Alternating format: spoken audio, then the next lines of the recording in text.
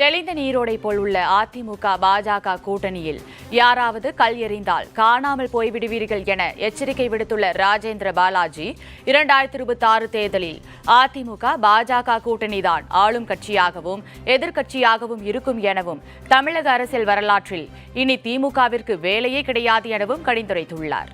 அதிமுக தான் என்டிஏ கூட்டணியுடைய தமிழ்நாடு தலைமை.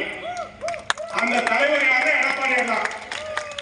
அதிமுக பெரும்பான்மை இடங்களிலே போட்டியிடும், பெரும்பான்மை இடங்களில் வெற்றி பெறும். முதலமைச்சராக எடப்பாடியார் உறுதியா வருவார். இதுல யாருக்கு மாற்று கருத்தே கிடையாது. அதிமுக தொண்டர்களும் பிஜேபி தொண்டர்களும் ஏற்றுக்கொண்டார்கள். இதில் தூக்கி எடுத்திருந்த அந்த தெளித்த நீரோடுல கள்ள தூக்கி போடுற வேலையை யாரும் வைக்காது. நீங்க காணாம போயிருக்கீங்க. அதிமுக பிஜேபி கூட்டணி தான் ஆளுங்கட்சி. எதிர்கட்சியும் அதிமுக பிஜேபி கூட்டணியா வரப்போகுது. 2010 வந்துச்சு அம்மா முதலமைச்சர் எதிர்கட்சி தலைவர் கேப்டன் விஜயகாந்த். அப்படிதான் அமைய போகுது. இப்படித்தான் வரும். இதுல ஓட சந்திர சிந்து பாடுற வேலையை சில பேர் பாக்குறாங்க.